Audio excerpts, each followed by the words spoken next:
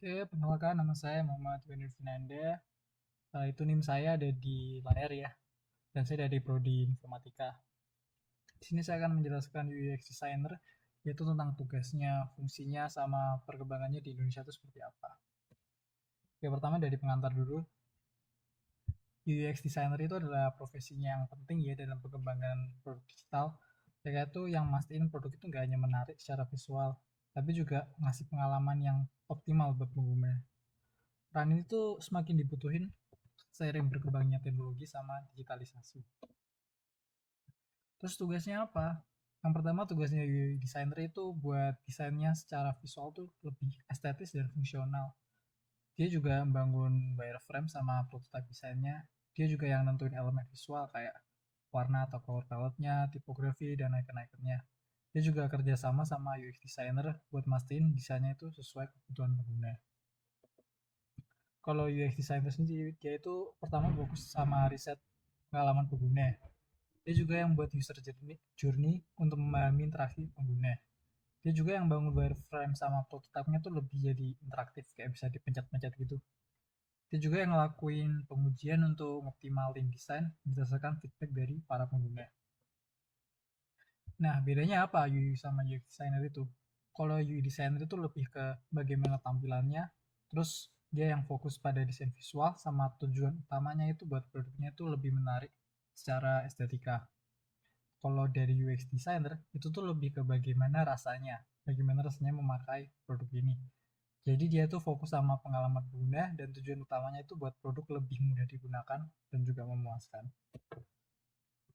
Untuk skill-skillnya tuh ada hard skill sama soft skill. Hard skill yang dibutuhin itu pertama desain grafis sama prototype yang gunain software kayak Adobe XD, Figma, atau Sketch. Terus juga pemahaman mendalam tentang prinsip desain dan juga ada dasar coding untuk UI designer kayak HTML, CSS, JavaScript. Untuk soft skillnya itu mungkin untuk komunikasi, untuk jelasin pada tim atau klien ya tentang ide desainnya. Juga kemampuan problem solving untuk memecahkan masalah pengguna dan juga kolaborasi dalam tim lintas fungsi seperti developer dan product manager. Terus tools software yang sering digunakan itu seperti tadi ada Figma, Adobe XD, Sketch, Miro, sama InVision. Terus untuk kebutuhan industri sendiri tuh biasanya tuh startup itu butuhin UX designer buat produk digital yang inovatif. Kalau e-commerce itu dia butuhin fokus pengalaman pada belanja online yang lebih efisien. Kalau fintech sendiri itu buat ningkatin kemudahan pengguna dalam mengakses layanan keuangan, finance ya itu fintech itu.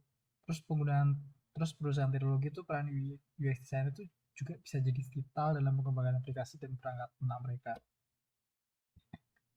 Untuk komunitas dan ekosistem itu ada seperti IDUX, UX Meetups, dan UX ID yang sering ngadain workshop atau diskusi.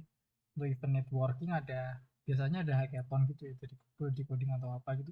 Dan juga ada meetup untuk mempertemukan desainer sama pengembang. Kalau pelatihan sendiri juga ada bootcamp kayak di Pinter Academy, Activate, Greens Academy yang nyediain pelatihan tentang UX. Untuk gaji dan prospeknya, kalau di Indonesia saja tuh rata-rata dari entry level itu tuh sekitar 5 sampai 10 juta. Untuk mid range-nya tuh antara 10 sampai 20 juta. Kalau senior tuh 20 juta atau lebih.